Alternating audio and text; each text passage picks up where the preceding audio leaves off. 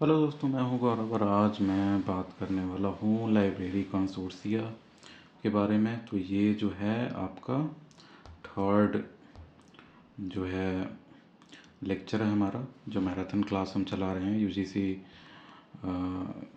जो है इसका यूजीसी नेट, और जो केवीएस एनवीएस और डीएसएसपी लाइब्रेरियन या स्टेट लाइब्रेरियन जितने भी हैं, तो उनके लिए हम लोग जो है ये चला रहे हैं मैराथन क्लास।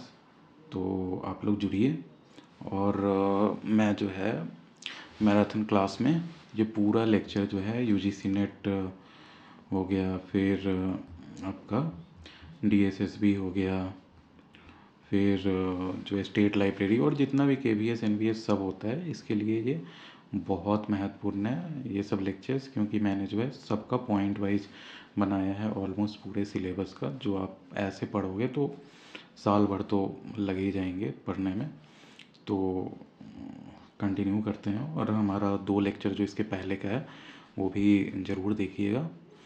और जो है मैं बस हाँ, ये एक और चीज़ कहना चाहूँगा कि अगर ये जो है हमने पूरे सिलेबस का इस टाइप का जो नोट्स बनाया है, ये ऑलमोस्ट 75 पेजेज का है। तो अगर आपको ये नोट्स, रिटन नोट्स इस टाइप के चाहिए हों, पूरा जो 75 पेज है, जिसे आप रिवाइज कर सकें ये वीडियोस देखने के बाद भी या ऐसे भी, तो आप मुझे लिख सकते हैं कमेंट्स में। वो जो है 101 रुपी का ही हम सेल कर रहे हैं, ऐसा नहीं है कि बहुत ज़्यादा प्राइसेज मांग रहे हैं। और जो है हमारे पास ये सब के लिए जो है पूरा सिलेबस का जो है नोट्स अगर स्लाइड के फॉर्म में आपको चाहिए हो तो 501 रुपी में जो है हम प्रोवाइड कर रहे हैं। वो स्लाइड में जो है आपको पूरा सिलेबस मिलेगा लाइब्रेरी साइंस का, जो कंपटीशन में पूछा जाता है यूजीसी नेट में और ये जितने भी अदर कंपटीशंस है। तो वो जो है ऑलमोस्ट हर एक स्लाइड में जो है 350 या 300 टू 350 के आसपास रहेगा, और वैसे 9 टू 10 आपके मिलेंगे, तो ऑलमोस्ट 3000 स्लाइड्स के आसपास होगा। लेकिन वो प्रिसाइज किया हुआ है कि आपको पूरा बुक एग्जाम्पल्स वगैरह नहीं पढ़ना पड़े, कि एटलीस्ट आप कहीं इंटरव्यू में जाएं लाइब्रेरी साइंस के या कोई भी एग्ज़ाम दे तो आपको काम आ सके। उसका भी मैं वीडियो लाऊंगा, मतलब पूरा सिलेबस का ही। तो ऐसा कोई चैनल नहीं है जिसमें फ्री में ऐसे प्रोवाइड कराया जा रहा है। तो मैं इसलिए सोच रहा था कि जितने भी हैं हमारे लाइब्रेरी साइंस आगे नहीं बढ़ पा रहा है, देखा जाए तो उतना पॉपुलर नहीं है, सारे स्टेट्स में नहीं पढ़ाया जा रहा है, और इसका रिक्वायरमेंट न्यू एजुकेशन पॉलिसी के तहत जो है फ्यूचर में होगा ही होगा, क्योंकि लाइब्रेरियन सब जगह चाहिए। तो आप ले सकते हैं, और हमारे चैनल को आप लाइब्रेरी से किसी भी तरह जुड़े हुए हैं तो हमारे चैनल को ज़रूर सब्सक्राइब करें। तो चलिए शुरू करते हैं। अब लाइब्रेरी कंसोर्शिया, कंसोर्शिया किसे कहते हैं कि देखो, जैसे कोई एक लाइब्रेरी है तो वो आपका सारा चीज़ नहीं खरीद पाएगा ना, जितने भी जर्नल्स आते हैं, ई मैगजीन्स आते हैं और जो रिक्वायरमेंट्स है, तो कुछ लाइब्रेरीज जो है तो आपस में ग्रुप बना लेता है। जैसे मान लो कि आईआईटी के लाइब्रेरी हुए या फिर आईआईएम्स के लाइब्रेरी हुए, तो ये सब एक तरह से ग्रुप बना लेते हैं और एक साथ मिलके जैसे सब्सक्रिप्शंस बाई करते हैं, जिससे जो है सब्सक्रिप्शंस हो गया, रिसोर्सेज हो गया, किसी भी तरह का वो साथ जो अगर किया जाए तो उसे कंसोर्शिया कहते हैं। तो लाइब्रेरी कंसोर्शिया में क्या क्या आ जाता है, तो देखो लाइब्रेरी कंसोर्शिया का डेफिनेशन क्या हुआ। To cooperate, coordinate and collaborate among the libraries for the purpose of sharing information resources. ये समझ गए, इंफॉर्मेशन रिसोर्सेज जो है लाइब्रेरी कंसोर्शिया पूछा जाता है, तो ये आप याद तो कर ही लेना। तो इंफॉर्मेशन शेयरिंग होता है इसमें। अब देखो लाइब्रेरी कंसोर्शिया इन इंडिया, इंडेस्ट है, फोर्सा है, यूजीसी इन्फोनेट है, सीएसआईआर जो आपको पता होगा, जो जैसे सेंट्रल गवर्नमेंट का जो रिसर्च सेंटर्स होता है वो सीएसआईआर है। तो सीएसआईआर का भी ई कंसोर्शिया है, फिर हेलीनेट है, आईएएम कंसोर्शिया है। तो ये सब आपके एग्जाम्पल्स हैं कंसोर्शिया के। अब मान लो कि इसमें से ऑड वन आउट हो, तो आप बता सकते हो कि ये चीज़ जो है कंसोर्शिया है।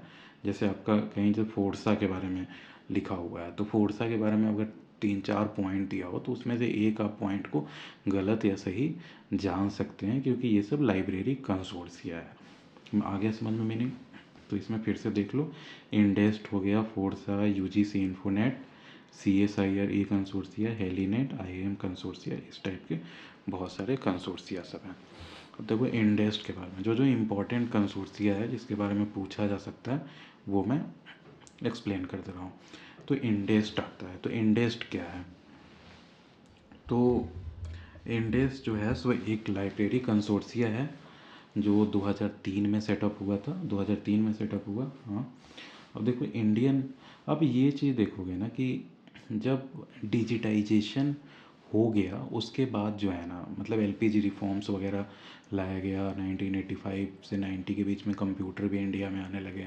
तो इसके बाद जब आईटी बैकबोन जब ज़्यादा बना है ना, तब ये सब कंसोर्सिया वगैरह जो है वो ज़्यादा पॉपुलर हुआ है। पहले भी होता था, इट्स नॉट लाइक कि पहले नहीं होता था, लेकिन अब जो है सो सब चीज़ डिजिटाइज हो गया। जैसे ई मैगजीन्स हो गया, जर्नल्स हो गया, वो सब ऑनलाइन ही ख़रीदा जा रहा है आजकल मोस्टली देखोगे तो वो सब में कंसोर्सिया ज़्यादा फेमस हो गया। फेमस क्या है, रिक्वायरमेंट जैसे जैसे बढ़ी वैसे वैसे होते जाता है। अब देखो फर्स्ट है इंडेस्ट, 2003 में आया। अब देखो Indian national digital library in, full form याद रखना, Indian national digital library in engineering science and technology. ST जब भी होता है ना, जैसे आईसीटी होता है तो ये क्या होता है, इंफॉर्मेशन एंड कम्युनिकेशन टेक्नोलॉजी, वैसे ही इस टाइप से होगा ना एसटी, तो साइंस एंड टेक्नोलॉजी ज़्यादा होने का चांसेस रहता है, तो ये सब टिक लगाने में ईजी होगा। तो इंडेस्ट हो गया 2003, Indian national digital library in engineering science and technology. तो इसको कौन डेवलप किया ये कंसोर्सिया को? तो मिनिस्ट्री ऑफ एचआरडी। एचआरडी क्या है? Human resource and development. Ministry of human resource and development ही जो है तो एडुकेशन से रिलेटेड ये सब काम करता है। हेडक्वार्टर कहाँ हो गया इसका? तो आईआईटी दिल्ली में हेडक्वार्टर है इसका। ये भी याद रखना बहुत इंपॉर्टेंट है ये सब। कभी कभी इस टाइप से आता है ना कि 4 ऑप्शन आपको दे दिया जाएगा कंसोर्टिया का, कि ये कंसोर्टिया कहाँ है, ये ऐसे 4 का नाम, और उसके बाद जो है इधर लिखा रहेगा कि उसका हेडक्वार्टर कहाँ है, किसी के बारे में कुछ लिखा रहेगा तो मैच द फॉलोइंग में आ सकता है। तो हेडक्वार्टर इसका आईआईटी दिल्ली है। चेयरमैन थे इसके प्रोफेसर एन बालकृष्णन। मेंबर्स इसमें देख लो इस टाइप से रहते हैं। कैटेगरी 1 में जैसे आईआईटी हो गया, आईआईएस हो गया, इंडियन इंस्टीट्यूट ऑफ साइंस होता होगा। फिर कैटेगरी 2 में एआईसीटी अप्रूव्ड मेंबर्स आते हैं, जो एआईसीटी अप्रूव्ड इंजीनियरिंग कॉलेजेज हैं और जो मतलब साइंस एंड टेक्नोलॉजी से रिलेटेड है, तो वो, हाँ जी, तो इसमें इस टाइप से हो गया। अब देखो मेंबर्स इसमें हो गए कैटेगरी 1, कैटेगरी 2, कैटेगरी 3। तो इसमें फिर थर्ड में आ जाता है आईआईएम और आईआईटीएम। अब देखो ई रिसोर्सेज इसमें क्या क्या अवेलेबल है, इस कंसोर्सिया में क्या क्या शेयर किया जाता है साथ एक साथ जो है।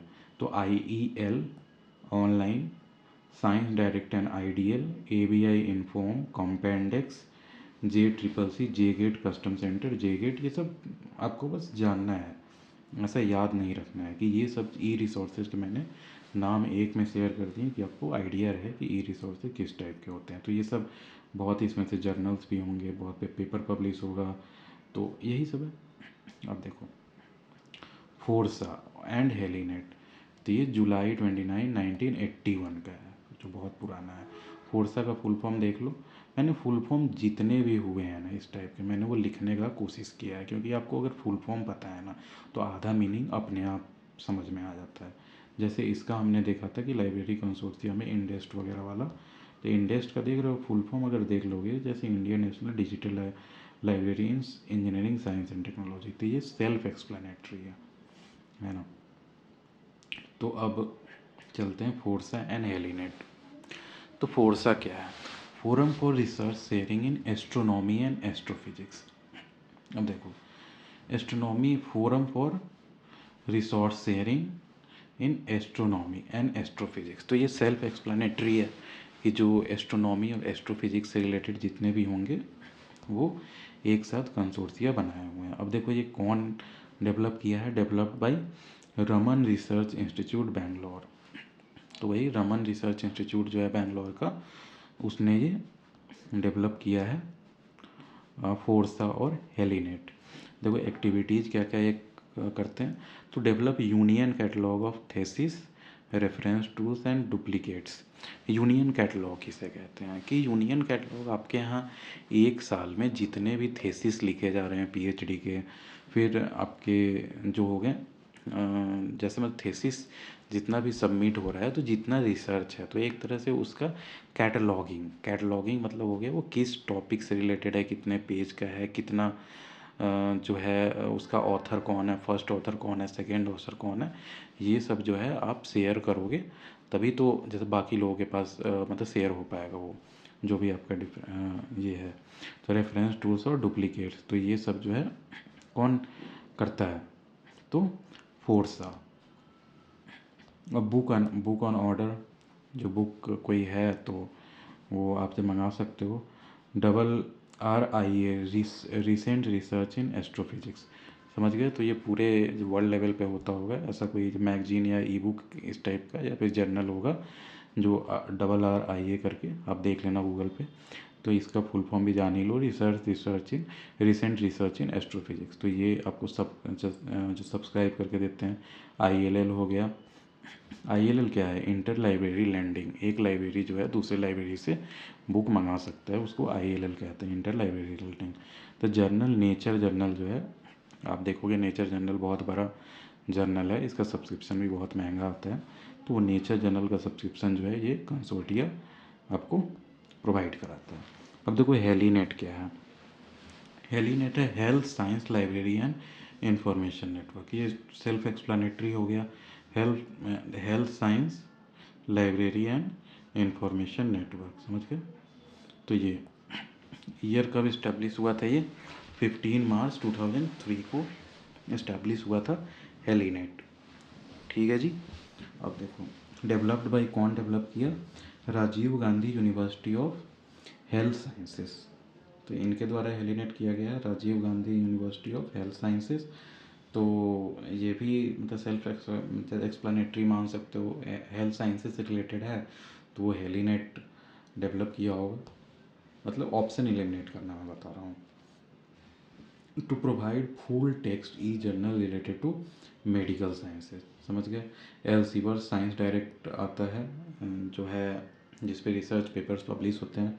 तो एल्सेवियर्स का ये सब्सक्रिप्शन प्रोवाइड कराता है। Ovid biomedical collection to provide access to online database such as J Gate custom content for consortia. JCCC जो है इसका भी फुल फॉर्म जान लो, J Gate custom content for consortia. Custom content किसको कहते हैं, कस्टम कंटेंट कहते हैं कि जिसको कोई पैटर्न है आपका, मान लो पैटर्न किसे कहते हैं पहले, तो कोई लाइब्रेरी में आपका नया रजिस्टर कर रहा है बंदा, तो वो एक पैटर्न हुआ, तो उसको लाइब्रेरी में मतलब आप उसका एंट्री कर दोगे सब चीज़, एड्रेस वगैरह सब चीज़ जो भी आइडेंटिटी का है, तो वो आपको अपना रिक्वायरमेंट बता सकता है कि मान लो कि वो सर्जरी का कोई स्टूडेंट है, सर्जरी का, तो उसे सर्जरी से रिलेटेड ही जर्नल चाहिए। उसे ज़्यादा इधर उधर से, मान लो कि जैसे एक तरह से यूरोलॉजी हो गया या फिर एक तरह से डर्मेटोलॉजी, वो सब से रिलेटेड उसको नहीं चाहिए, तो वहाँ पे जो है ना कस्टम कंटेंट का वो डिमांड कर सकता है। ठीक है जी, तो वो होता है कस्टम कंटेंट। अब देखो UGC इन्फोनेट डिजिटल लाइब्रेरी कंसोर्टियम, तो ये है ईयर दिसंबर 2003 में इस्टेब्लिश किया गया था। Launched by doctor APJ Abdul Kalam के द्वारा लॉन्च किया गया था। तो ये भी आप याद कर लेना, इम्पोर्टेंट है। ये APJ अब्दुल कलाम नाम निकल गया, इसी से इम्पोर्टेंट बन जाता है। तो ये जो APJ अब्दुल कलाम थे वो हायर एजुकेशन पे जो है ना बहुत फोकस करते थे, तो वो जो है इस तरह से आप याद कर सकते हो कि UGC नेट का जो कंसोर्सिया है वो APJ अब्दुल कलाम के द्वारा लॉन्च किया गया था। अब एक्टिविटीज़ देख लो, इनफ्लिप नेट जैसे हुआ, इनफ्लिप नेट जो है, तो इनफ्लिप नेट आपको पता होगा कि ये जो है ना आपका नोडल एजेंसी टाइप एक्ट करता है। जैसे देखो इंटर यूनिवर्सिटी सेंटर अहमदाबाद में है, इन्फ्लिनेट का एक्ट है, नोडल एजेंसी जो है UGC इन्फोनेट वाले में ये एक्ट करता है, नोडल एजेंसी। तो ये पूछा जा सकता है कि नोडल एजेंसी जो है UGC इन्फोनेट का कौन सा एक्ट करता है, तो इन्फ्लिनेट उसका ऑप्शन होगा, ये इम्पोर्टेंट है। अब देखो ये क्या क्या क्या, full text and bibliographical database. Bibliography मैंने समझाया था, जो डिटेल्स होता है किसी भी बुक का, उसे बिब्लियोग्राफी कहते हैं। अब देखो IIM कंसोर्टियम, या IIMs का कंसोर्टियम है, सेल्फ एक्सप्लेनेटरी कह सकते हो। ईयर 2001 में बनाया गया था। अब फर्स्ट मीटिंग IIM कोझिकोड जो है वहाँ पे किया गया। अब देखो different data bases and journals like capital line, India informer, CRISSI, ये मैं क्राइसिल द्वारा मेरे को लग रहा है कि रिपोर्ट पब्लिश किया जाता है। तो ये सबका सब्सक्रिप्शन इसमें है। अब NKRC जो है तो ये भी इम्पोर्टेंट में आता है।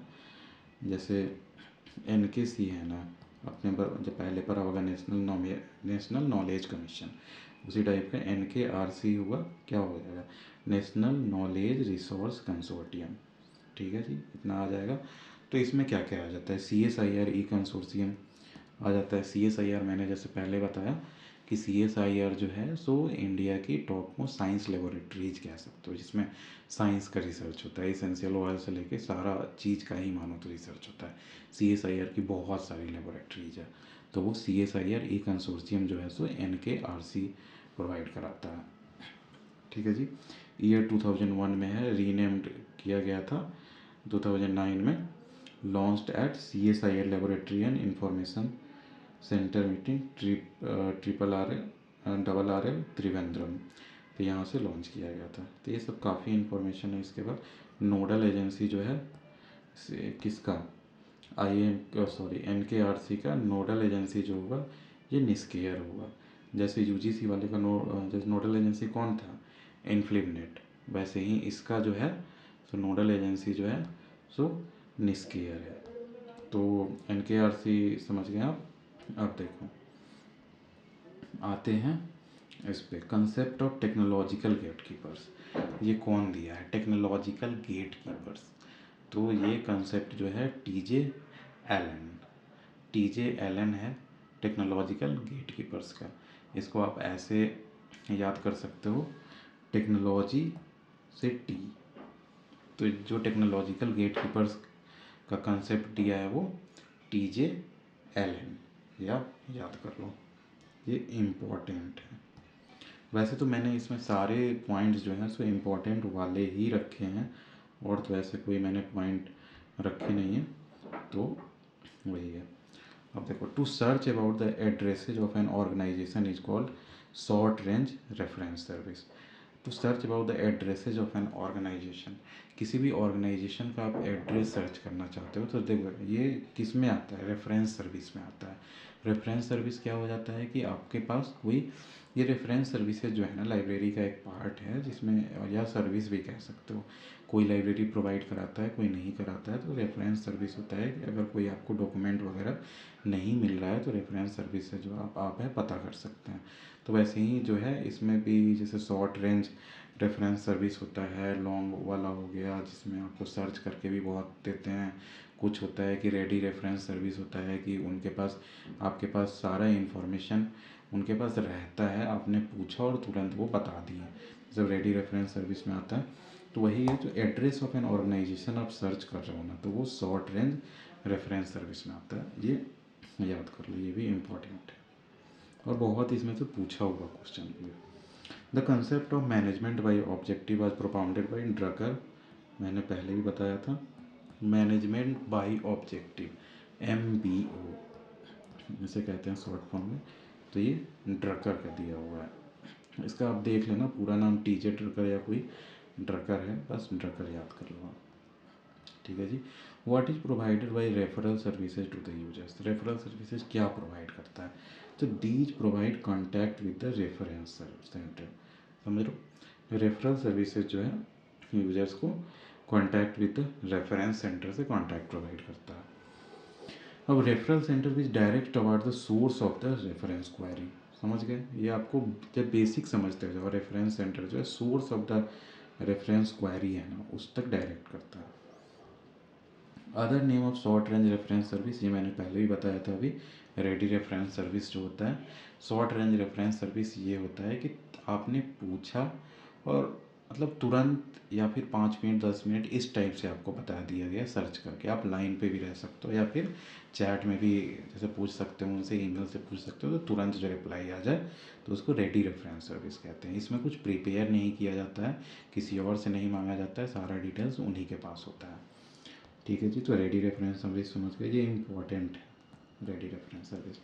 अब देखो इंडेक्सिंग सर्विसेज जो है क्या होता है, तो इंडेक्सिंग मैंने पहले आपको एक्सप्लेन किया था पहले के लेक्चर में कि कोई भी आपको जैसे डेटा है, इंफॉर्मेशन है, तो वो सबका इंडेक्सिंग किया जाएगा, तभी जो है वो इन्फॉर्मेशन जो है वो काम के लिए रह जाता है। नहीं तो आपको अगर कोई पीडीएफ दे दिया जाए ऐसे ही और मतलब कुछ नहीं बताया जाए कि वो पीडीएफ किस बारे में है, तो आप कुछ नहीं बता सकते हो। तो पीडीएफ का इंडेक्सिंग किया जाएगा कि यहाँ यहाँ यहाँ ये चीज़ इसमें इंक्लूडेड है, मतलब मेन पॉइंट समझ ही रहोगे। जैसे बुक के पहले इंडेक्सिंग किया जाता है, वैसे ही डॉक्यूमेंट्स का भी इंडेक्सिंग होता है।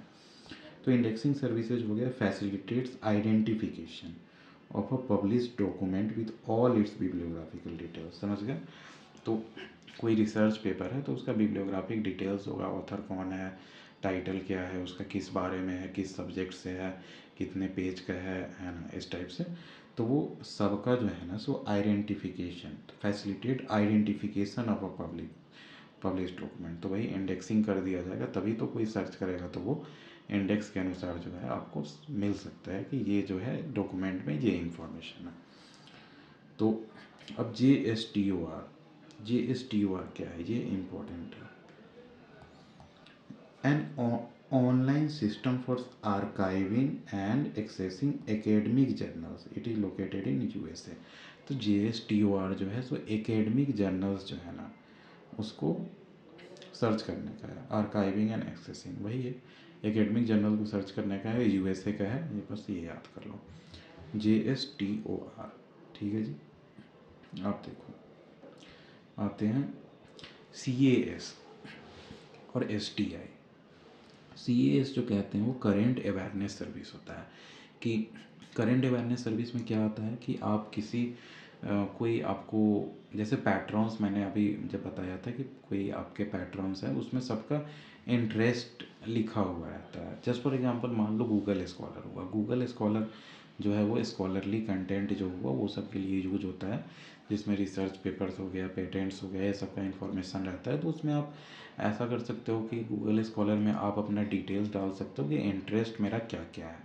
तो वो जो इंटरेस्ट आप बता दोगे तो उस इंटरेस्ट में जो जो नए नए रिसर्च पेपर पब्लिश हो रहे हैं, जर्नल्स पब्लिश हो रहे हैं, आर्टिकल्स पेपर जब पब्लिश हो रहे हैं तो वो आपको इंटरेस्ट के अनुसार भेज दिया जाएगा करेंट अवेयरनेस में जो जो आ रहा है। तो वो सर्विस को CAS कहते हैं।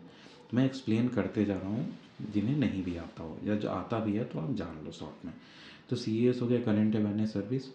अब SDI क्या हो गया, सेलेक्टिव डिसेमिनेशन ऑफ इंफॉर्मेशन कहते हैं इसे, सेलेक्टिव डिसेमिनेशन ऑफ इंफॉर्मेशन। ये होता है कि आपको सेलेक्टिव डिसेमिनेशन, डिसेमिनेशन होता है इंफॉर्मेशन किसी तक पहुंचाना। जैसे डिफ्यूजन वर्ड है ना कि एक जगह कोई धूप बत्ती जला दिया है तो उसका हवा जो है थोड़े देर में दूसरे जगह पहुंच जाता है, सब ऐसे ही इंफॉर्मेशन जो पहुंचाया जाता है एक जगह से दूसरे जगह उसको डिसेमिनेशन कहते हैं। तो सेलेक्टिव डिसेमिनेशन, तो ये CAS का पार्ट है मानो तो जैसे इसमें जैसे मैंने बताया था कि पैटर्न्स का इंटरेस्ट ले लिया जाता है, उसी के अनुसार भेजा जाता है। तो सेलेक्टिव इन्फॉर्मेशन भेजा गया ना, तो उसी पे SDI कहते हैं। तब indexing and abstracting and literature searching services fall under which category of service. तो ये बिब्लियोग्राफिकल सर्विस के अंदर आता है। बिब्लियोग्राफिकल सर्विस क्यों? क्योंकि सारा जो है आपका बिब्लियोग्राफिक डिटेल्स जो है उसी के आधार पे ये सारा सर्विस प्रोवाइड किया जाएगा ना। बिब्लियोग्राफिक डिटेल्स में उसका टाइटल होगा, ऑथर होगा, कहाँ से पब्लिश हुआ है वगैरह वगैरह, किस क्षेत्र का है वो, जैसे जर्नल वगैरह है, तो ये सब तो ये बिब्लियोग्राफिकल सर्विसेज के अंदर आता है। तो देखो एक क्वेश्चन को एक्सप्लेन करने के फेरे में आपको कितना सारा नॉलेज हो गया। अब देखो what is called that service which provides essential information to its users out of the large amount of literature. तो लार्ज अमाउंट ऑफ जो लिटरेचर से है उसमें से कुछ चुन के इसेंशियल सर्विस प्रोवाइड किया जाए, तो ये इंफॉर्मेशन सर्विसेज के अंदर ही आता है सब। अब देखो links between the originator of information and the ultimate user, तो इंडेक्सिंग एंड एब्स्ट्रैक्टिंग सर्विसेज में ये भी आता है।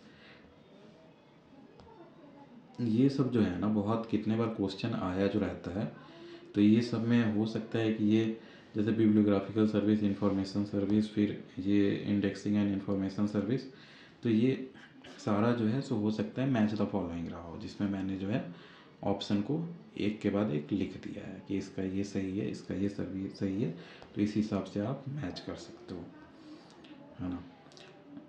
How many types of information services are generally provided in the libraries these days, तो 8 याद कर लो। इसको अब मैं रटवाऊँगा लिख के, उससे कोई फ़ायदा नहीं है, है ना, बस याद कर लो। What type of indexing and abstracting and literature services are, तो ये रेट्रोस्पेक्टिव इंफॉर्मेशन सर्विस है। रेट्रोस्पेक्टिव क्या होता है कि जो पहले से हो, ठीक है, देखो जैसे मैं समझाता हूँ।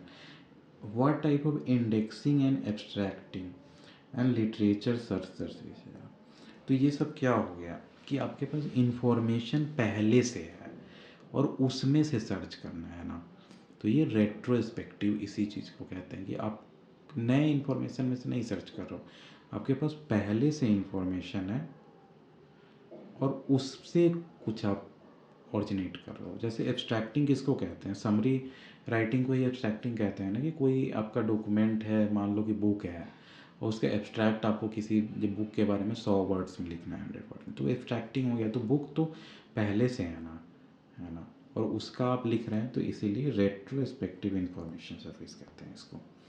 अब देखो, in which library service the provision of abstracting, indexing and translation service is done in libraries. In which library service the provision of abstracting, indexing and translation service, तो ये इंफॉर्मेशन सर्विस में ही आएगा, है ना। अब देखो, in which language the first national level abstracting periodical was published after the World War II. In which language the first national level abstracting periodical, तो national level abstracting periodical समझ गया ना। जो पीरियोडिकल्स है, पीरियोडिकल्स किसे कहते हैं, जो हर मंथली आए, चाहे वीकली आए या फिर 15 दिन में आए या साल भर में एक बार आए। तो आप अगर नेशनल पीरियोडिकल एब्स्ट्रैक्ट का बना रहे हैं, मतलब जितने भी मान लो कि बुक वगैरह छपा हुआ है, वो सबका एब्स्ट्रैक्टिंग सर्विस जो है तो नेशनल लेवल पे कर रहे हैं, कि सबको पता हो कि किस बुक में क्या है, किस डॉक्यूमेंट में क्या है, कि वो और ज़्यादा यूज कर सके। तो वो किस लैंग्वेज में फर्स्ट टाइम यूज किया गया था ये एब्स्ट्रैक्टिंग सर्विस वाला, तो आफ्टर द वर्ल्ड वार 2, तो ये फ्रेंच। बहुत बार लोग गलती से सोच लेते हैं कि इंग्लिश में ही होगा, लेकिन वो इंग्लिश में नहीं, फ्रेंच में था। तो ये इम्पॉर्टेंट है, याद कर लेना। अब देखो, what type of information service are CAS and SDI। CAS मैंने क्या बताया था, current awareness service. SDI selective dissemination of information. तो करेंट इंफॉर्मेशन सर्विस के अंदर ये सब आता है, समझ गए। ये आप मीनिंग समझ जाओगे ना, ओरिजिनल क्या है वो, तो आप टिक ऐसे भी लगा सकते हो। और UGC नेट ये सब का जो एग्ज़ाम है ना, इसमें आपको डीप नॉलेज चाहिए। इट्स नॉट लाइक, क्योंकि उसमें 1% को ही चुना जाता है, मानो तो समझ रहे हो, 1%। 100 बच्चे अप्लाई किए, उसमें से एक बच्चे को चुना जाएगा, तो इसलिए जो है ये टफ तो हो जाता है। तो आपको, और उसका ऑप्शंस भी देखोगे ना, आपको लगेगा कि यार ये तो सिलेबस में था ही नहीं, ये तो कुछ भी नहीं लग रहा है देखा हुआ क्वेश्चन। तो आपको जब तक पूरा थॉरो नॉलेज नहीं होगा ना, तो आप नहीं क्लियर कर पाओगे। तो इसलिए जो है अच्छे से पढ़ो। देखो, which committee recommended that imperial library designated as copyright library, तो रिची कमेटी, ये इम्पॉर्टेंट है, ये ऐसे याद कर सकते हो। देखो, कॉपीराइट किस लिए किया जाता है, कॉपीराइट कोई भी चीज़ किया जाता है कि आप उसको कॉपीराइट कर दिए, उसे जो है कोई और आदमी जो है नहीं यूज कर सकता है बिना लाइसेंस का। तो वो किस लिए यूज किया जाएगा, तो रिच बनने के लिए। जैसे आपने कोई इन्वेंशन किया और आप उस चीज़ को कॉपीराइट कर लिए, या फिर कोई बुक लिखा हो उसे कॉपीराइट करा दिए कि इस बुक को कोई और पब्लिश नहीं कर सकता, जब भी पब्लिश करोगे तो आप ही पब्लिश करोगे, तो ये रिच हो गया उससे। मैं याद करने का ट्रिक बता रहा हूँ। तो विच committee recommended the imperial library जो था इंडिया का बी डिजिग्नेटेड है कॉपीराइट लाइब्रेरी, तो रिची कमेटी। तो ऐसे आप याद कर सकते हो ये ट्रिक से, रिची कमेटी। ठीक है जी, अब आगे बढ़ते हैं। द फर्स्ट एब्स्ट्रैक्टिंग जर्नल कौन था, तो ये जर्नल डेस एस्केवेंस। ये VBI बहुत बार मैंने देखा है ये क्वेश्चन, एस जर्नल डेस एस्केवेंस। देखो ये था ना, in which language the first national level abstracting periodical was publish, तो ये फ्रेंच में हुआ था। वैसे ही जो है first एब्स्ट्रैक्टिंग journal is journal des एस्केवेंस। ये बहुत इंपॉर्टेंट है, याद रखना है, हर कोई एग्जाम में पूछा जाता है। अब देखो, indexing periodicals are grouped under secondary source. क्यों? प्राइमरी सोर्स ऑफ आपका डॉक्यूमेंट्स पता होगा किसको किसको कहते हैं। प्राइमरी सोर्स में क्या क्या आता है? जो ओरिजिनल डॉक्यूमेंट हुआ, रिसर्च का डायरी हुआ, या फिर कोई रिसर्च का डेटा हुआ, या फिर कोई न्यूज़पेपर पब्लिश हुआ, तो वो सारा प्राइमरी डॉक्यूमेंट हुआ। अब उसके ऊपर कुछ एनालिसिस किया जाए, प्राइमरी डॉक्यूमेंट के साथ इंडेक्सिंग किया जाए, बिब्लियोग्राफिक रिकॉर्ड बनाया जाए, उसका एब्स्ट्रैक्ट बनाया जाए, तो ये सारा सेकेंडरी में आ जाता है। और उसका भी अगर कुछ किया जाए ना, मान लो कि जैसे उसका भी एक डिक्शनरी बना दी हम एब्स्ट्रैक्ट्स का, कि मतलब कौन सा एब्स्ट्रैक्ट कहाँ है, तो वो टर्शियरी में जाता है। तो ऐसे ही तो आप समझ में आ गया होगा, आप कोई भी प्राइमरी सेकेंडरी टर्शियरी से क्वेश्चन आएगा आप कर सकते हो।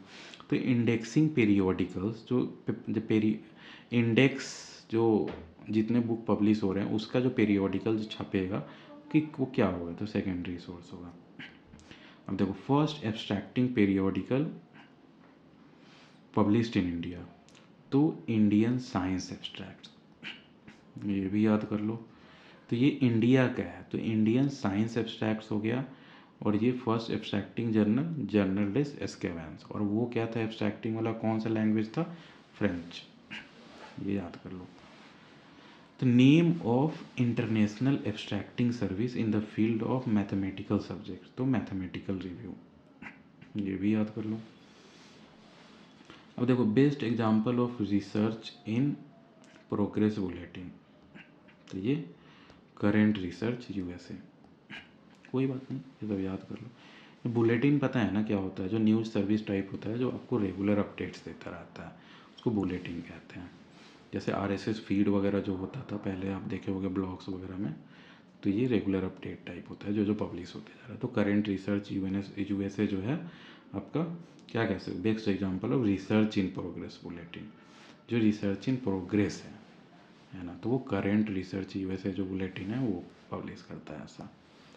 अब देखो, current awareness service was introduced in the year 1950 में, समझ गए? करेंट अवेयरनेस सर्विस मैंने क्या बताया था कि आप जिसका जो इंटरेस्ट है उसके अनुसार जो है आप उसको डॉक्यूमेंट या इंफॉर्मेशन प्रोवाइड करोगे, तो वो करेंट अवेयरनेस सर्विस में आता है।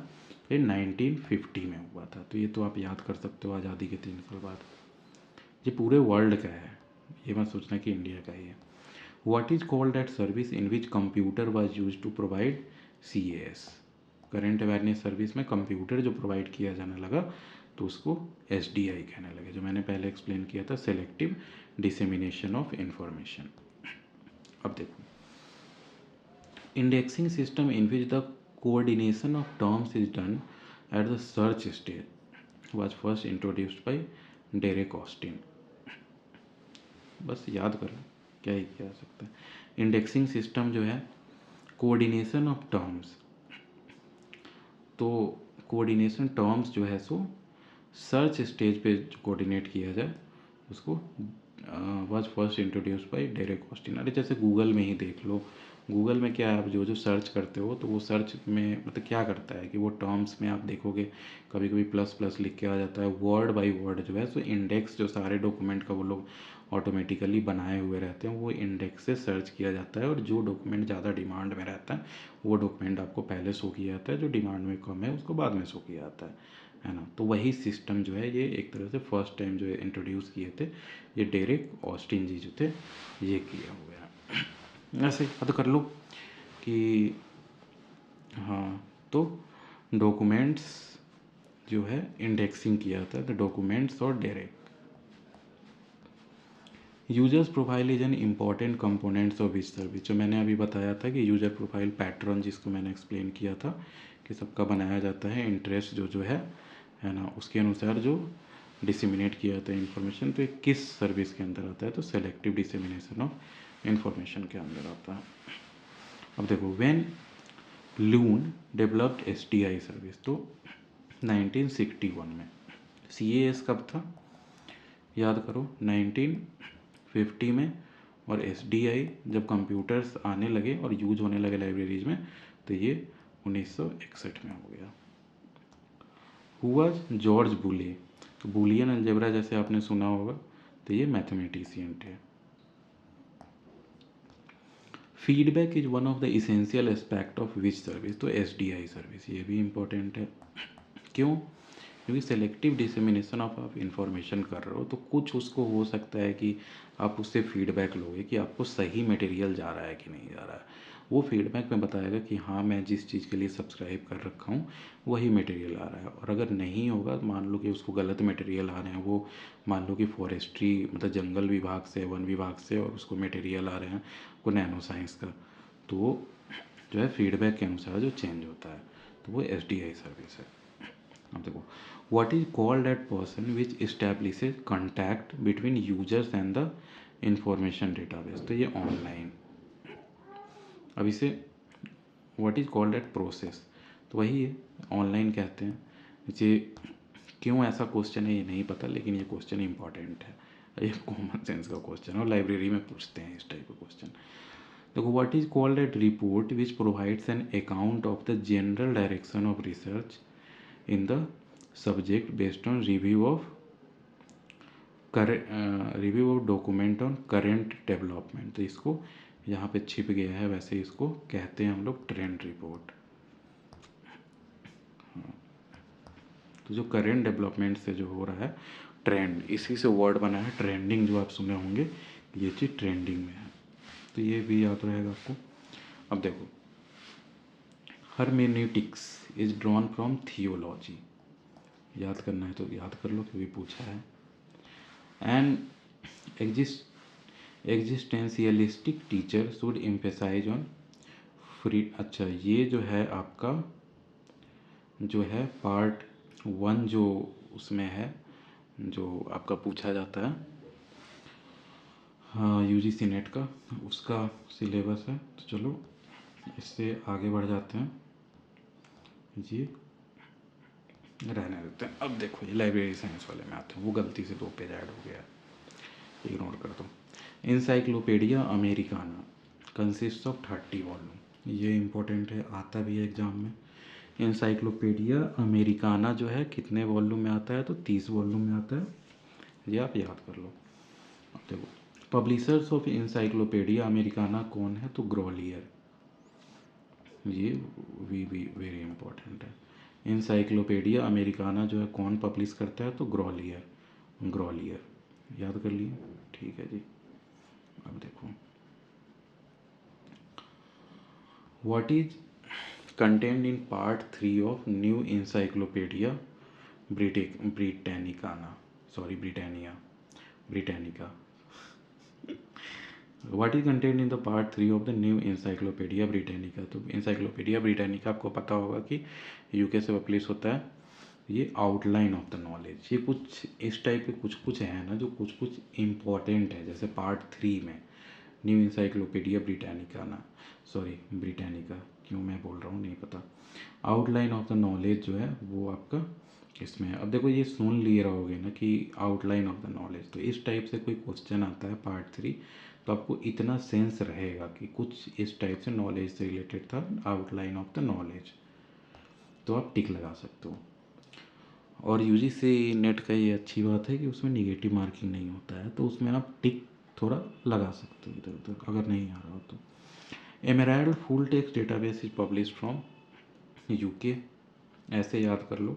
एमेराल्ड जो है सो सुनने में लग रहा है ना डायमंड या इस टाइप का, बहुत इंपॉर्टेंट, तो वो कहाँ है हमारा, जो तो कोहिनूर यूके में है, तो उस तरह से याद कर सकते हो। एमेराल्ड फुल टेक्स्ट डेटाबेस कहाँ से पब्लिश होगा, तो यूके। देखो, ये सब आपको कनेक्शंस बनाने पड़ेंगे, इसको मनेमोनिक्स भी कहते हैं, कि आप मेमोरी में जो है कनेक्शंस बनाओ कि अच्छा इस टाइप से जो था एमेराल्ड, एमेराल्ड तो इस टाइप का लग रहा है जैसे कोई स्टोन इम्पॉर्टेंट किस हो सकता है, क्या, कोहिनूर, उसके जो ताज पे लगा हुआ है कहाँ है वो, तो यूके में। तो इस टाइप से आप याद रखोगे तो सही होगा। अब देखो, use of Propaedia of new encyclopedia Britannica, तो क्लासिफाइड सब्जेक्ट इंडेक्स, ये बस याद कर लो। Use of Propaedia of new encyclopedia Britannica classified subject index में यूज होता है। अब देखो publisher of encyclopaedia of librarian information science, तो एम डेकर एक पहले भी आया था एक क्वेश्चन में, वो आपको याद होगा। तो encyclopedia of librarian information science जो है कौन पब्लिश किया है, तो एम डेकर। देखो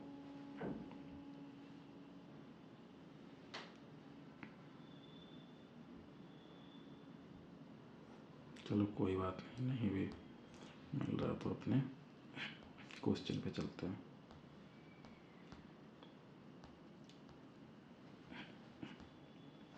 एम डेकर, तो इंसाइक्लोपीडिया जो है लाइब्रेरियन इंफॉर्मेशन साइंस का कौन पब्लिश करता है, तो एम डेकर। कैसे याद करना है, डी से डॉक्यूमेंट ऐसे याद कर सकते हो, है ना। अब देखो editors of encyclopaedia of librarian information science, तो Allen Kent and Harold Lancour. Publisher कौन है, तो एम डेकर।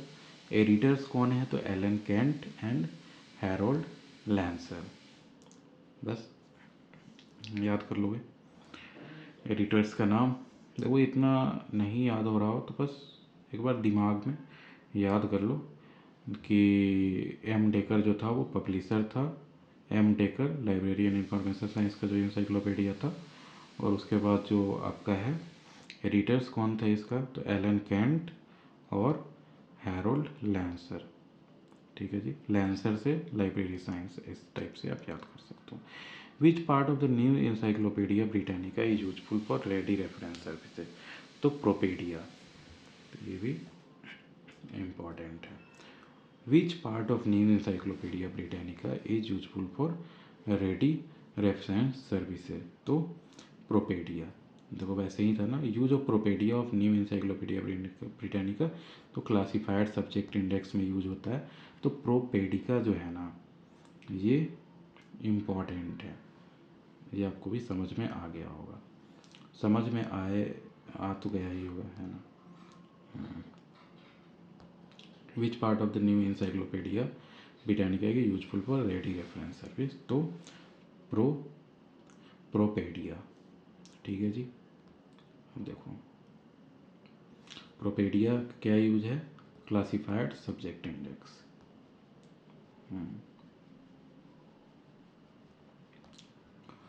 अब देखो the person who propounded one place theory is in classification, propounded one place theory in classification, तो ये Brown, ये भी इम्पोर्टेंट है। One place theory in classification, तो ब्राउन, ये आपको याद ही करना पड़ेगा। अब देखो the person who propounded one theory classification, तो ब्राउन, ये सॉरी दोबारा लिखा गया है। अब देखो who is the publisher of bibliographical dictionary of scientist, Charles scribers सोन। याद करना पड़ेगा आपको, ऐसे याद कर सकते हो। Publisher of the bibliographical dictionary of scientist, bibliographical dictionary of scientist जो है, तो देखो इसमें क्या क्या वर्ड आता है, बी के बाद सी और साइंटिस्ट से एस, ऐसे याद कर सकते हो। बिब्लियोग्राफिकल तो चार्ल्स बी सी, और साइंटिस्ट तो स्क्रिबर्सन।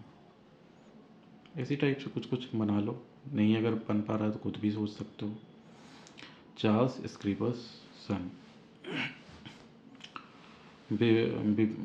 बायोग्राफिकल डिक्शनरी ऑफ साइंटिस्ट, तो बायोग्राफिकल डिक्शनरी ऑफ साइंटिस्ट समझ रहे हो ना, कि साइंटिस्ट सबका बायोग्राफिकल डिक्शनरी, कौन साइंटिस्ट कहाँ हैं, किस चीज़ में रिसर्च कर रहे हैं वगैरह वगैरह, कौन कौन टॉपिक आज तक छुए हैं, कितने रिसर्च पेपर पब्लिश किए हैं, ये सब टाइप का, तो बायोग्राफिकल डिक्शनरी होगा उसमें, उसके बारे में लिखा होगा। तो चार्ल्स स्क्रिबर्सन, ये इम्पॉर्टेंट है, ये मत समझो कि इम्पोर्टेंट नहीं है। From which language the term dictionary has been taken, ये भी इम्पोर्टेंट है, ये मैच द फॉलोइंग में बहुत बार पूछ देता है, जिसमें टर्म दे देगा और लैंग्वेज पूछेगा या फिर सिंगल भी पूछा जाता है। तो डिक्शनरी जो है सो लैटिन वर्ड से लिया गया है, लैटिन लैंग्वेज से। The principle of local variation is mainly applicable in cataloguing, क्यों, तो लोकल वेरिएशन जो होगा वो कैटलॉगिंग में ही एप्लीकेबल होगा, क्योंकि कैटलॉग कार्ड्स जो बनता है वो आपका आपके अनुसार बन रहा है ना, आपके लाइब्रेरी के अनुसार, तो वो सारे लाइब्रेरी का अलग अलग होगा, थोड़ा ना थोड़ा तो चेंजेज होगा ही, तो इसलिए लोकल वेरिएशन जो है ना सो कैटलॉगिंग में एप्लीकेबल होता है। अब retrospective search service is a type of responsive service. Retrospective search service जैसे हमने पहले डिस्कस किया था कि क्या है कि आपका जैसे मान लो कि बुक्स वगैरह है उसका जैसे हम लोग समरी जो होता है एब्स्ट्रैक्ट्स वैसा बनाया हुआ है, तो वो कौन सा होता था, रिस्पॉन्सिव सर्विस की, कोई पूछेगा तभी तो आप उसको दोगे, है ना, तो इसलिए रिस्पॉन्स पे डिपेंड करता है, इम्पॉर्टेंट है। अब Guinness book of the world record is publish from New York, ये याद कर लो आप। Publisher of universities handbook India, publisher of universities handbook India जो है तो कौन पब्लिश करता है, तो एसोसिएशन ऑफ इंडियन यूनिवर्सिटीज, ये भी बहुत इम्पोर्टेंट है। यूनिवर्सिटीज हैंडबुक इंडिया जो है सो पब्लिश करता है एसोसिएशन ऑफ इंडियन यूनिवर्सिटीज। हाँ, organization providing information relating to, ये मैंने पहले एक बार एग्जांपल में डिस्कस किया था, देसी डॉग, तो ये डिफेंस साइंस से रिलेटेड और डिफेंस स्टडीज से रिलेटेड है ना, तो ये जो है ऑर्गेनाइजेशन जो है वो देसी डॉग कहते हैं, ये याद कर लो आप। जैसे मेडलार्स नहीं था पहले मेडिकल से रिलेटेड, वैसे देसी डॉग जो है सो डिफेंस साइंस और डिफेंस स्टडीज से रिलेटेड है देसी डॉग, ये इम्पॉर्टेंट है, बहुत बार पूछा गया है। वैसे एनविस जो है ये इन्वायरमेंट से रिलेटेड है। Who edits dictionary of national bibliography, तो लेस्ली स्टीफन, लेस्ली स्टीफन जो है सो नेशनल जब बायोग्राफी जो है उसको एडिट करते हैं, लेस्ली स्टीफन, याद कर लेना, कोई ट्रिक हो तो उसको बना के। अब देखो publishers weekly is published by R Bowker London, ये वेरी वेरी इंपॉर्टेंट है, बहुत बार पूछा है। पब्लिशर्स वीकली जो है सो कौन पब्लिश करता है, तो ये आर बॉकर लंदन जो है पब्लिशिंग हाउस वो पब्लिश करता है पब्लिशर्स वीकली।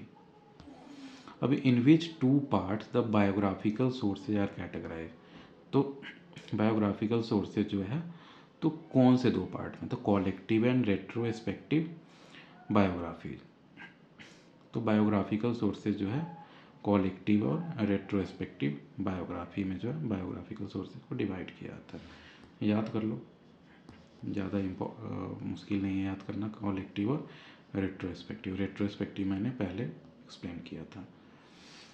अब देखो ये बहुत इंपॉर्टेंस है, science citation index is published by Thomson Reuters, जो है सो साइंस साइटेशन इंडेक्स जो है पब्लिश करता है।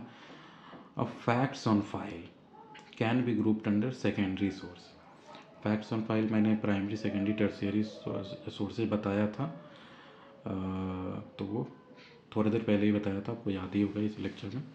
तो फैक्ट्स ऑन फाइल जो है वो सेकेंडरी सोर्सेज में आता है, ये पक्का याद करना। साइंस साइटेशन इंडेक्स जो है ना वो थॉमसन रियूटर पब्लिश करता है। एक्सेस टू बैक वॉल्यूम्स और e journals is known as perpetual access, ये भी इंपॉर्टेंट है। परपेचुअल एक्सेस किसको कहते हैं, जो बैक वॉल्यूम आ गया ना, ई जर्नल्स, मान लो कि ई जर्नल किसको कहते हैं, जो जर्नल जो है आपको इलेक्ट्रॉनिक मीडियम से थ्रू ईमेल हो गया या वेबसाइट हो गया, ये सब के थ्रू प्रोवाइड कराया जा सकता है, कराया जाता है, तो उसके जो बैक वॉल्यूम्स आए होंगे आज तक जो पब्लिश हुए होंगे, वो जो आप अगर लेते हो तो उसका एक्सेस जो है तो परपेचुअल एक्सेस कहलाता है। BUBL लिंक, ये जो है आपका डेटाबेस है, ये याद कर लो। BUBL लिंक डेटाबेस किसको कहते हैं, जहाँ पे डेटा स्टोर रहता है सारा, जिससे जो है आप डेटा बोरो कर सकते हो या डेटा को आगे मॉडिफाई कर सकते हो, वैल्यू एडिशन कर सकते हो। अब देखो डेनिस ब्रोगन डिवाइडेड डॉक्यूमेंट्स इनटू, हाँ ये जो प्राइमरी सेकेंडरी टर्शियरी में जो डिवाइड किया गया है डॉक्यूमेंट्स को, जो मैंने एक्सप्लेन किया, प्राइमरी डॉक्यूमेंट्स होता है ओरिजिनल डॉक्यूमेंट हो गया, मान लो रिसर्च डॉक्यूमेंट्स हो गया, न्यूज़पेपर हो गया, ये सब सेकेंडरी डॉक्यूमेंट्स हो गया। प्राइमरी डॉक्यूमेंट से जो डॉक्यूमेंट बनेगा, मान लो उसका इंडेक्सिंग करके जैसे मान लो कि उसका आपने जो है सबका जैसे डॉक्यूमेंट का समरी बनाया, एब्स्ट्रैक्ट लिखा, तो एब्स्ट्रैक्ट प्राइमरी डॉक्यूमेंट का लिखा ना यूज करके, यूज तो वहाँ प्राइमरी डॉक्यूमेंट हुआ ना, तो एब्स्ट्रैक्ट सब जो हुआ ये सेकेंडरी डॉक्यूमेंट होगा।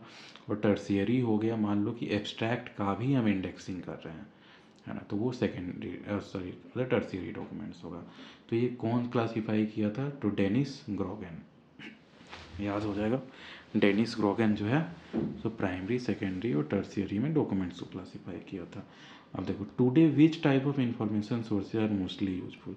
Non documentary sources. क्यों? क्योंकि ये इंटरनेट का ज़माना है, इस पर सारा जो है डॉक्यूमेंट के माध्यम से नहीं, आपको देखोगे इमेज हो गया, वीडियो हो गया, ये सब के फॉर्म में ज़्यादा अवेलेबल है। तो Hanson divided the information sources into how many categories? तो 2। देखो, डेनिस ग्रोगन जो था ये 3 भाग में डिवाइड किया, और हैंसन जो है सो 2 भाग में डिवाइड किया, प्राइमरी और सेकेंडरी। कैसे याद कर लो कि जैसे डेनिस ग्रोगन और हैंसन, तो हैंसन याद कर लो, हैंसन एच से स्टार्ट होता है, एच से होता है हाफ, तो मान लो 2 भाग में डिवाइड किया, प्राइमरी सेकेंडरी। और डेनिस ग्रोगन जो था वो 3 भाग में डिवाइड किया, प्राइमरी सेकेंडरी और टर्सियरी, तो इसलिए मैंने दोनों लिखा है। Which of the following type of information sources mass media? तो मास मीडिया जो है तो नॉन डॉक्यूमेंट्री सोर्सेज है ऑब्वियसली। अब cover to cover translation is treated current awareness service, CAS service जो मैंने बताया था, तो कवर टू कवर ट्रांसलेशन जो है वो CAS सर्विस के अंदर आता है। समझ गए? CAS सर्विस क्या था पता ही होगा, CAS और SDI जो था, करेंट अवेयरनेस सर्विस, और SDI selective dissemination of information. तो देखो, ये कवर टू कवर ट्रांसलेशन पता है किस चीज़ में यूज होता है? जैसे मान लो कि हमारे यहाँ जैसे दिल्ली में एक ट्रांसलेशन सेंटर है, जिसमें मान लो कि रसियन लिटरेचर हो गया, रसियन जितने भी रिसर्च हो गए, पेपर्स हो गए, ये सब को मान लो उनका काम है पूरा का पूरा इंग्लिश में ट्रांसलेट करना, उनका काम ही यही होगा, अलग अलग लैंग्वेज का। तो वही जो है ट्रांसलेशन सर्विस जो है करेंट अवेयरनेस सर्विसेज में आता है। अब देखो, primary sources of information are those which है फंडामेंटल फैक्ट्स ऑफ रिसर्च। मैंने बताया कि जो फंडामेंटल फैक्ट्स ऑफ रिसर्च जो हुआ वो सब प्राइमरी सोर्सेज में आएगा, जैसे रिसर्च नोटबुक हो गया, रिसर्च डायरी हो गया, ये सब टाइप का, तो फंडामेंटल फैक्ट्स होगा, उससे जो है दूसरे फैक्ट्स डिराइव किए जाएंगे। अब देखो, main M of reference sources क्या होता है? तो प्रोड्यूस द स्पेशल फैक्ट्स, भाई इसमें कुछ खास नहीं है। Translation of documents fall in, तो ये टर्सियरी सोर्सेज होगा, समझ गए ना। प्राइमरी सोर्सेज जो ओरिजिनल डॉक्यूमेंट लिखा होगा, और ओरिजिनल जैसे डॉक्यूमेंट होगा, तो ये टर्सियरी सोर्सेज में आ जाता है ट्रांसलेशन जो होगा। सो अब देखो, एब्स्ट्रैक्टिंग एंड इंडेक्सिंग पेरियोडिकल्स। एब्स्ट्रैक्टिंग पता चल गया, जैसे एक तो समराइज करके, और इंडेक्सिंग जो हो गया वो इंडेक्स बनाया जाएगा सबका, जिससे पता चले कि वो मतलब सर्च में यूज होता है इंडेक्सिंग मेनली, बस ये याद कर लो, कीवर्ड्स वगैरह सब चीज़ उसमें यूज होता है। Fall in which category of source of information? जो अभी मैंने बताया था सेकेंडरी सोर्स ऑफ इंफॉर्मेशन में जो फॉल होगा। और ये मतलब 3 जो सोर्सेज था, क्या मैंने बताया था? डेनिस ग्रोगन, और वो जो आपका 2 पार्ट में जो प्राइमरी सेकेंडरी डिस्क्राइब किया था, उसका किस नाम से होगा? एच से नाम से होगा, देख लो आप, एच से, हाँ, हैंसन, हैंसन, बस, तो ये सब याद करो आप। अब देखो, reference source which are use to obtain specific type of information. तो रेफरेंस सर्विस किस लिए यूज होगा? तो स्पेसिफिक टाइप ऑफ इंफॉर्मेशन ही जानने के लिए, जो आपको नहीं मिल पा रहा होगा, है ना। तो ये, अब new encyclopedia Britannica 15th addition, तो ये 32 वॉल्यूम्स में है। अमेरिकन वाला जो इंसाइक्लोपीडिया था कितना वॉल्यूम था? 30 वॉल्यूम। अब न्यू इंसाइक्लोपीडिया ब्रिटानिका, तो ये 32, अमेरिकन से 2 ज़्यादा, 15th एडिशन वाला। अब देखो, 9th edition of the new encyclopedia Britannica जो है उसको स्कॉलर्स एडिशन कहते हैं, ये VBI है, important. 9th edition of the new encyclopedia Britannica जो है उसको स्कॉलर्स एडिशन कहेंगे। 9th अब कैसे याद रखोगे? तो ऐसे याद कर लो, इम्पोर्टेंट है, 3 का स्क्वायर कर लो, थोड़ा वियर्ड है तो इसलिए याद रहेगा, इम्पोर्टेंट है 3 का स्क्वायर, तो 9, है ना। तो 9th एडिशन जो है वो जो है आपका स्कॉलर्स एडिशन कहते हैं वो। और याद कर लो ब्रिटानिका वाला, ये मत सोच लेना अमेरिका वाला। First edition of encyclopedia Britannica 1768 में पब्लिश हुआ था। सोच सकते हो 1768, कितनी बड़ी बात है। ब्रिटानिका इंसाइक्लोपीडिया, ये इम्पॉर्टेंट क्वेश्चन है। 1768। In how many parts new encyclopedia Britannica is publish. New encyclopedia Britannica जो है सो 3 पार्ट में है। तो इससे अब और आपको आसान हो गया याद करना। 3 पार्ट में ये दोनों क्वेश्चन को एक साथ याद कर लो। न्यू इंसाइक्लोपीडिया ब्रिटानिका 3 पार्ट में है, और उसके बाद जो है आपको new encyclopedia Britannica 15th addition 32, और ये जो है अब देखो न्यू इंसाइक्लोपीडिया, हाँ अब जैसे फर्स्ट एडिशन जो था वो 1768 में था, और 3 इसे याद कर सकते हो, 3 का स्क्वायर कर दोगे तो 9 हो गया। तो 9th एडिशन वाले को स्कॉलर्स एडिशन कहेंगे। तो ये 3 क्वेश्चन जो है आपका एक साथ हो गया। अभी bibliographic coupling was first advocated by MM Kessler. कैसे याद करोगे? बिब्लियोग्राफिक कपलिंग है, कपलिंग से याद कर लो, 2 चीज़ एक साथ होगा तो MM कपल। तो बिब्लियोग्राफिक कपलिंग MM केसलर। कैसे याद करोगे? MM नाम था, कपल टाइप है ना दोनों का, तो बिब्लियोग्राफिक कपलिंग MM केसलर इस टाइप से। नहीं तो दूसरा है कपलिंग और केसलर, इस टाइप से याद कर सकते हो।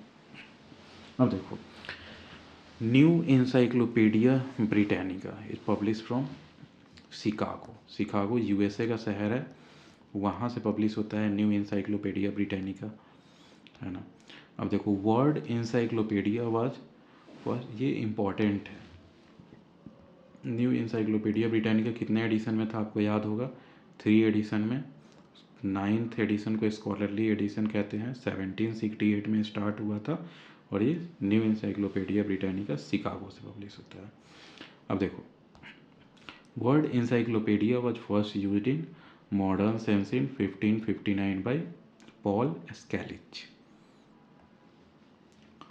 Word encyclopaedia was first used in modern sense in 1559 by Paul Scalich. ये encyclopaedia word first time use किए थे 1559 में, याद कर सकते हो।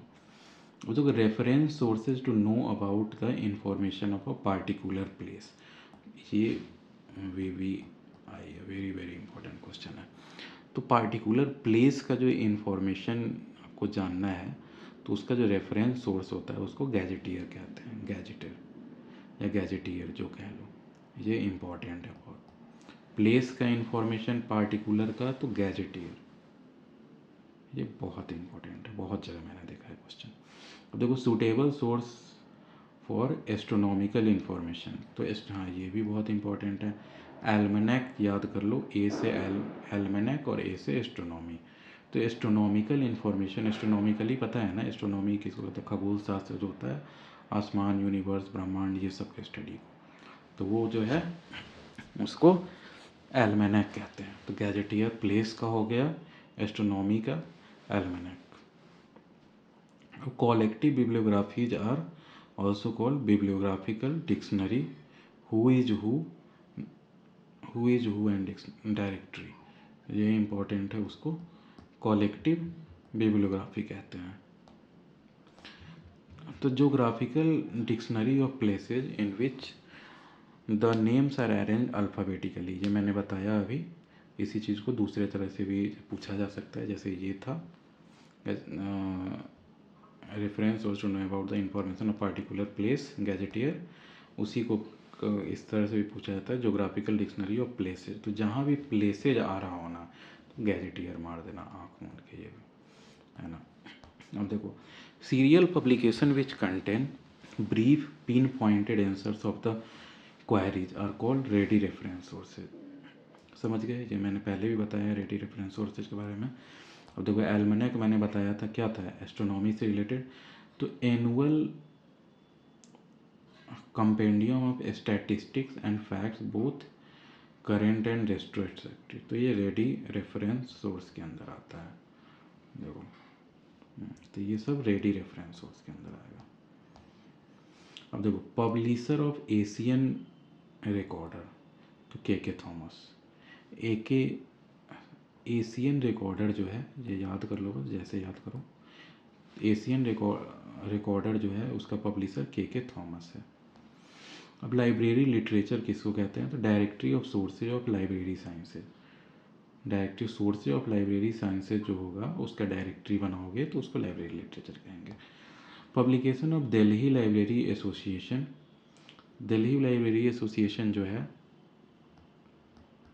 क्या पब्लिश करता है, ये सब एसोसिएशन पता है ना, जो मेंबर्स मिलके अपने साथ एक एसोसिएशन बना लेते हैं। जैसे मान लो कि कहीं मतलब टेक्निकल एम्प्लॉय मिलके बनाती हैं टेक्निकल सर्विस एसोसिएशन, है ना, तो उस टाइप का दिल्ली लाइब्रेरी एसोसिएशन जो है तो वो जो पब्लिश करता है उसको कहते हैं द लाइब्रेरी हेराल्ड, ये याद कर लो। अब देखो बुक्स इन प्रिंट जो है ये क्या कहता है, तो ये एनुअली पब्लिश होता है। बुक्स इन प्रिंट जो है ये ट्रेड बिब्लियोग्राफी के अंदर भी आता है। ट्रेड बिब्लियोग्राफी याद कर लो, ये ट्रेड बिब्लियोग्राफी। तो ये बुक्स इन प्रिंट होता है कि आपके यहाँ एक साल में कौन कौन सा बुक प्रिंट हो रहा है आपके देश से, तो ये ट्रेड बिब्लियोग्राफी के अंदर आता है और ये साल भर में एक बार पब्लिश किया जाता है। अब देख लो Asian recorder is publish from New Delhi से पब्लिश होता है एशियन रिकॉर्डर। अब देखो publishing frequency of Keesing's record of world event, तो ये मंथली पब्लिश होता है, याद कर लो। Keesing's record of world event तो मंथली पब्लिश होता है ये, मानो तो। अब देखो who is the publisher of library literature. Library literature H.W. Wilson, याद कर लो। अब देखो कॉन्कॉर्डेंस। कॉन्कॉर्डेंस किसको कहते हैं, ये भी इम्पोर्टेंट है। कॉन्कॉर्डेंस है index of the terms of a book और an author in order of alphabet. तो टर्म्स ऑफ अ बुक है ना या ऑथर, उसको अल्फ़ाबेटिकली अगर सजा दोगे ना, टर्म्स ऑफ बुक मान लो कि जैसे बुक में 100 इंपॉर्टेंट टर्म्स है जो एक्सप्लेन किया गया अच्छे से, तो उसको टर्म्स को आप अगर अल्फ़ाबेटिकली सजा दो तो उसको कॉन्कॉर्डेंस कहते हैं। ये सब पूछता है एग्ज़ाम में। अब ये मत सोचो कि वियर्ड सुनने में लग रहा है ये नहीं पूछेगा, सब पूछता है। Casings record of world events जो है सो न्यूज़ समरी है, ये कितने दिन में पब्लिश होता है, तो ये मंथली पब्लिश होता है। देखो कहाँ गया, casings record of world events news summary है, अरे कहीं था तो, हाँ casings record of world event monthly publish होता है, मैं बता रहा था। तो न्यूज़ समरी है कि वर्ल्ड में क्या क्या हो रहा है। अब देखो who publishes university news literature, तो AIU association of Indian universities. University news literature जो है तो ऐसे भी AIU का आपका अगर फुल फॉर्म याद रहेगा एसोसिएशन ऑफ इंडियन यूनिवर्सिटी, तो उससे टिक लगा सकते हो, यूनिवर्सिटी और यूनिवर्सिटी, ठीक है जी। हु पब्लिशेज पब्लिशर्स वीकली, तो RR बॉकर, ये मैंने पहले भी डिस्कस किया है पब्लिशर्स वीकली। अब देखो टेबल से, हाँ ये इम्पॉर्टेंट है, जो डेवी डेसिमल क्लासिफिकेशन जो होता है का 20th एडिशन में, सारे एडिशन में वैसे वही है। टेबल 6 जो है किस चीज़ को represent, table 6 of the auxiliary tables उसमें होता है। आप देखोगे ना डेवी डेसिमल क्लासिफिकेशन, वो 2-3 बुक्स है उससे इसे क्लासीफाई किया जाता है किसी भी बुक को, तो वो जो है टेबल 6 जो है सो आपको लैंग्वेजेज को डिनोट करता है, लैंग्वेजेज याद कर लो, टेबल 6 लैंग्वेज। अब publishers of books in print जो है तो बावकर कंपनी, ये RR बावकर वाला ही है। बुक्स इन प्रिंट ये जो है ना बावकर कंपनी, और ये जो बुक्स इन प्रिंट जो है ना ये बहुत बार पूछा गया है, इसे ट्रेड बिब्लियोग्राफी के अंदर आता है ना। Who publishes annals of library science and documentation centre, तो ये निस्केयर जो है, ए भी है NISCAIR निस्केयर जो है UGC वाला है ये। तो who publishes annals of library science and documentation, तो ये निस्केयर पब्लिश करता है, ये याद कर लो। The idea of thesaurofacet was developed by Jean Aitchison, thesaurofacet जो है जीन एटकिसन, बस इतना याद कर लो, जीन एटकिसन थिसॉरोफेसिट जो है ये डेवलप किया था। अब देखो वर्ल्ड ऑफ लर्निंग जो है तो पब्लिश्ड बाय यूरोपा पब्लिकेशन। तो चलो ये आगे के लेक्चर में देखते हैं। तो यहाँ तक ये हमारा जो है तीसरा लेक्चर था। तो आप हमारे चैनल को ज़रूर सब्सक्राइब कर लें। और मैं फिर से कहना चाहूँगा कि ये जो है मैंने लगभग 75 पेजेज का इस टाइप का मैं डिस्कस करूँगा। इस पे पूरा का पूरा सिलेबस जो है, तो इसको आप अगर बाई करना चाहते हो तो वो 101 रुपये में ही मैं दूंगा ऐसे। तो आप मतलब कमेंट्स में लिख सकते हो अगर आप बाई करना चाहते हो, मैं इसका PDF वर्जन भेज दूंगा। और जो है मैंने पूरा सिलेबस जो UGC नेट, KVS, NVS और स्टेट लाइब्रेरी या DSSP जितने भी लाइब्रेरी साइंस के एग्ज़ाम्स हैं उसके लिए मैंने एक नोट्स तैयार किया है जो है अप्रॉक्सीमेटली 3000 स्लाइड्स में है। तो यूनिट 1 to यूनिट 10 करके, तो वो मैं आपको प्रोवाइड करा दूंगा। तो उसमें पूरा सिलेबस ही है, ये सब तो मैंने पॉइंट्स लिखा है लेकिन उसमें पूरा का पूरा सिलेबस है, अच्छे अच्छे जो है अच्छे से सजाया हुआ प्रेजेंटेशन के फॉर्म में।